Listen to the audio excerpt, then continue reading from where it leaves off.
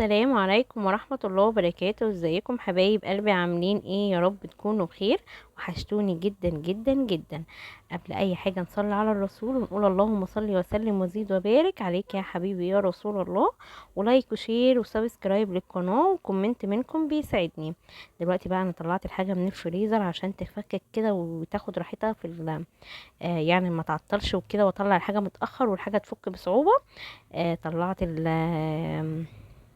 اللهم صل على سيدنا محمد. طلعت اللحمه المعصجه، وطلعت كمان كفتة الفراخ اللي هي حطيتها اهي دلوقتي في البولة دي. وكمان فككت كده البانيه اللي احنا عاملينه شاورما مع بعض. تمام.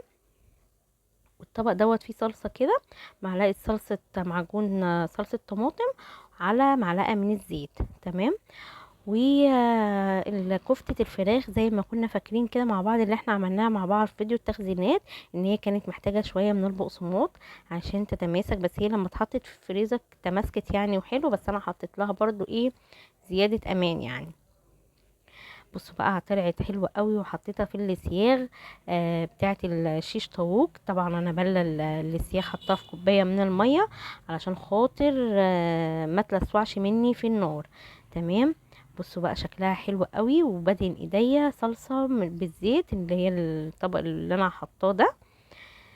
تمام. تمام.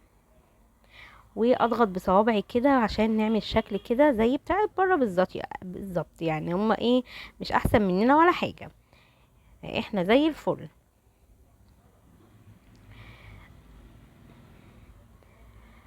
نقول اللهم صل وسلم وزيد وبارك عليك يا حبيبي يا رسول الله. مش يا جماعه على صوت ايه التليفون؟ لازم كده، لازم وقت ما انا بسجل كده لازم تليفوني يرن. خلاص انا عملت بقى ايه سايلنت كده خالص، مش هيرن ولا هيزعجنا ان شاء الله، عشان بيفصلني، ببقى مركزه معاكم وبيفصلني بجد. بصوا بقى طلعوا معايا الكميه دي، وحطيتها كده في التلاجة عقبال بس ما اخلص بقية الوصفة التانية. حطيت كده حلة على النار وسخنتها حلو جدا، ونزلت الشاورما بتاعتي بقى تاخد صدمة كده وتنزل ميتها وتشربها، ما موطيش النار عشان ما تفضلش تنزل في المية وتفضل المية موجودة، انا مش عايزة ميتها خالص. تمام.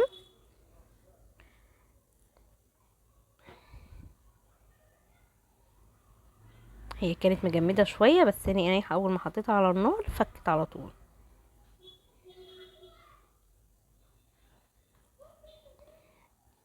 هنزل بقى على طول بمعلقتين كده خلاص، حسيت ان هي دخلت في السوا. هنزل كده معلقتين كبار او معلقة من الكاتشب، هو ده اللي لقيته متواجد عندي فروحت حطاهم كده. حطيت اتنين، بيدي لون وطعم حلو قوي. بصوا بقى مفيش مية خالص، خلاص شربت ميتها.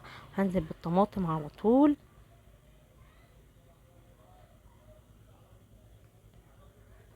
واروح نازله على طول بالفلفل الرومي والفلفل الالوان اللي احنا شايلينه، وزي ما انتوا عارفين ان انا بشيله وبطلعه في وقت الاستخدام على طول. بفككه بالمنظر ده وبيبقى زي الفل. عملت شاورما وخلاص. تعالوا نشوف هنعمل بيها ايه. هدهن الصينيه مع الفرشه كده من الزبده او من السمنه، اي ماده دهنيه تحبيها.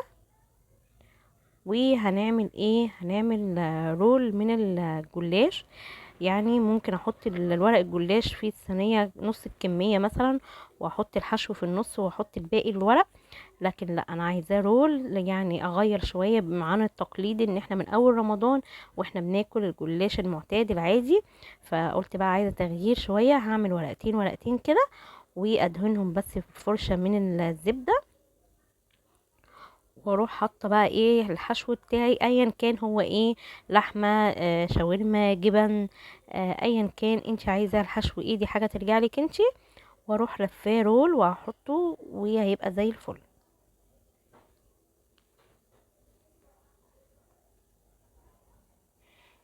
يبقى الفيديو بتاعنا النهارده عن الجلاش وكفتة الفراخ.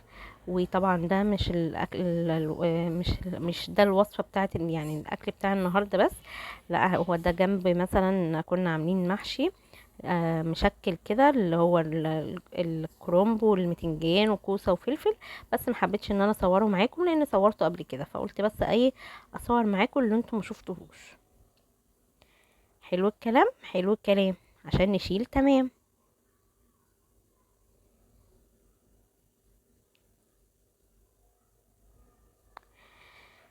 لا اله الا انت سبحان ان كنت من الظالمين. رمضان خلص خلاص خلص. والله لسه بدري يا رمضان والله. يعني بجد في الايام الحلوه او الشهر الكريم ده يعني بجد ما بنحسش بيه خالص خالص. بصوا بقى بلف رول وبثبت كده عليه ان هو ايه يبقى متماسك معايا وما يتفكش. ورقتين ورقتين.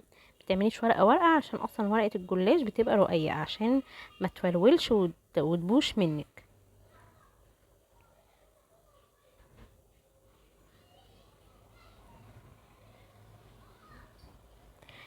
الكميه بتاعت الشاورما هتخلص معايا فهحط ايه عشان كده انا بقى مطلعه اللحمه المعصجه.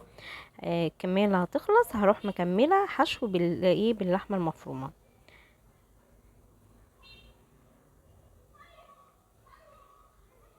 بس اهو كده خلصت الكميه دي. خلصت الشاورما يعني فهنحط ايه. احط اللحمه بقى المعصجه.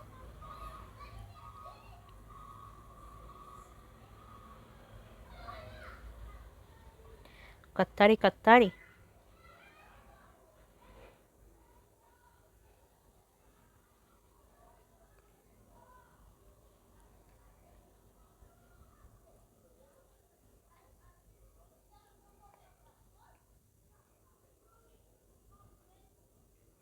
خلاص هانت بقى هنفتح قربنا كده نفتح على ايه على الفسيخ. ان شاء الله كده انتظروا بقى الفيديو بتاع الفسيخ. بس لسه ممكن يبقى فيه فيديو او اتنين كده قبليه. وان شاء الله نفتحه بقى مع بعض كده ويا رب يطلع حلو. انا هفتحه يعني عيني عينك كده قدامكم.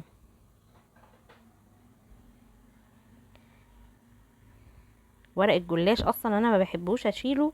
في الفريزر بحس ان هو بيتقطع حتى مهما كان يعني بتشيليه في باب فريزر او بتشيليه في مكان انتي مثبتاه فيه برضو بيطلع بصراحة مش حلو زي ما يكون طازة. انا بحب الجلاش بيبقى طازة اجيبه من عند الراجل كده اروح مستخدماه على طول. ده رأيي. بس للاسف بقى علشان خاطر رمضان وان احنا ما بننزلش كتير واحنا صايمين فبنجيب الحاجة كده ونشيلها في الفريزر.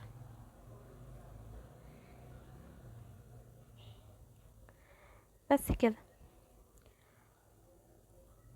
هقطعه بقى المقاس اللي انا عايزاه المقاس الكبير او الصغير. ايا كان هو المقاس اللي انت بتحبيه تحدديه. وبعد كده اروح حاطه بقى البيض واللبن وندخله الفرن على طول.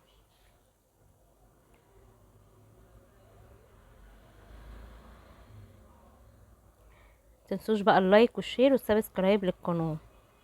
ربنا يكبر بخاطركم زي ما بتكبروا بخاطري يا رب. معايا كوبايه من الحليب.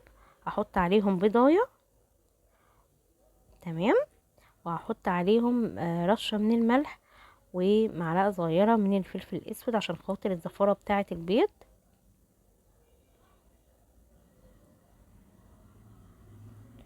وهحط رشه بسيطه من البيكنج باودر. البيكنج باودر هيديله هشاشه وهيديله هديله نفاشه كده يعني هشاشه. بيبقى حلو جدا. وكمان هضيف عليه مع ربع كوبايه من شوربه الفراخ. هيعلي التست معايا وهتبقى حلوه جدا. تمام. بس كده خلاص انا كده مولعه الفرن. وهدخلها بقى الفرن قوي يعني ايه على نار عاليه. وهحس كده بس ان انا اوزع كل حاجة اللبن. اوزعه في كل قطعة عشان ما تطلعش حاجة ناشفة. معايا بقى الجريلاية دي كده هحط كده مولعة عليها النار. ومعلقة من الزبدة كده بالفرشة. لاحظين ان انا غيرت هدومي كان خلاص بقى المغرب. وكنت خلاص غيرت هدومي علشان خاطر بقى ايه نازلة بعد المغرب على طول. يعني افطر المغرب وننزل على طول. كنت رايحة مشوار وكان لازم ابقى جاهزة بقى قبل المغرب. احط بقى السياخ بتاعة الكفتة دي كده. واديها الصدمة وافضل بقى اقلب فيها يمين وشمال لغاية ما تديني اللون الحلو. ومعجون الصلصة بالزيت اللي انا عاملاه هديله بقى الدهنة كده بالفرشة عشان يطلع معايا محمر وهيبقى حلو قوي.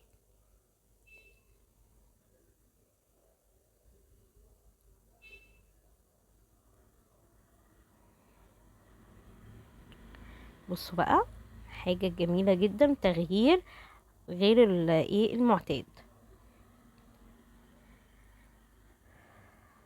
هدهن برضو الناحية التانية برضو فرشة من الصلصة. بجد كانت حلوة قوي. هطلع دول بقى وهحط بقية الكمية، وهحطهم برضو كلهم بقى جنب بعض كده عشان احافظ على السخونية بتاعتها. بصوا، يا سلام يا سلام، كانت سخنة جدا، متماسك وحلوة قوي.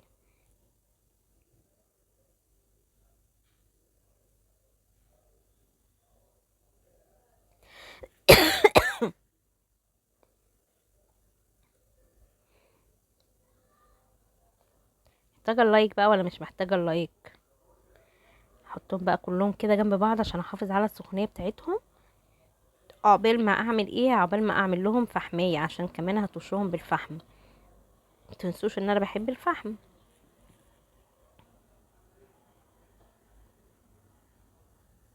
والجلاش كمان طلع معايا، وبصوا بقى لونه حلو قوي.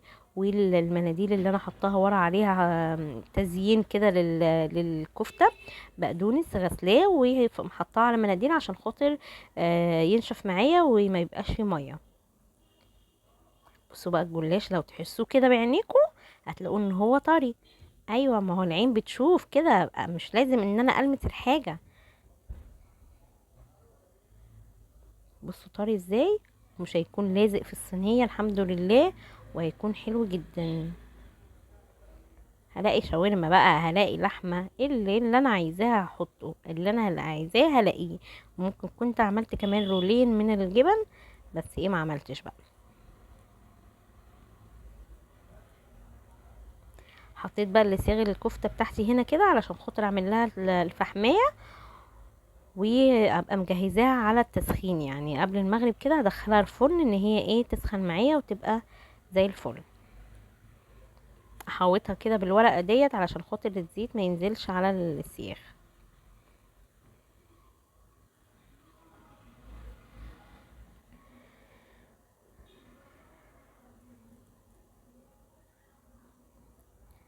بس كده حطيت اهو بقى الفحميه، الزيت اهو على الفحم طشيته، واكمره كده بقى واسيبه لغايه ما المغرب يأذن ويقول الله اكبر، واروح مدخلاه وانا مولعه الفرن ياخد كده يدفى معايا وتبقى سخنه. بس كده خلاص، كده الفيديو بتاعي خلص يعتبر. ويا رب يكون الفيديو عجبكم، وحسيت ان كميه البقدونس كتيره، فحسيتها اوفر يعني فشلت منها لاحتياج اي حاجه تانية. هو نضيف والحمد لله. والجلاش كمان هنطلعه مع بعض، مش لازق ولا اي حاجه وزي الفل. تغيير عن التقليد اللي احنا بناكله من اول رمضان ده.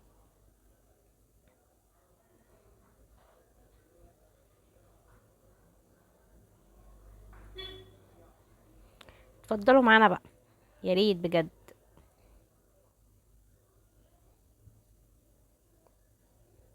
بصوا بقى، مش لازق في الصينيه وطلع الصباع زي ما هو، ازاي حلو قوي،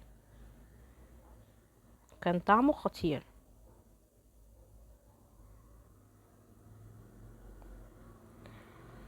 كده بقى كان خلاص، ان المغرب خلاص، واشيل بقى الفحمية دي واحطه في الاطباق، في الاطباق في الاطباق وخلاص كده.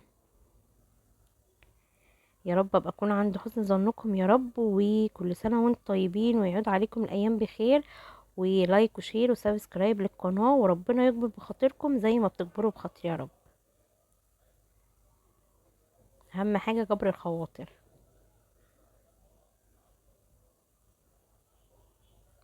اعمل بقى شكل كده علشان العين بتاكل قبل البق، صح الكلام؟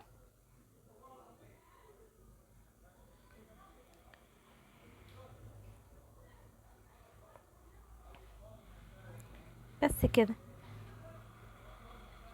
حلو الكلام حلو الكلام. يا رب اكون عند حسن ظنكم. والسلام عليكم ورحمة الله وبركاته. باي باي.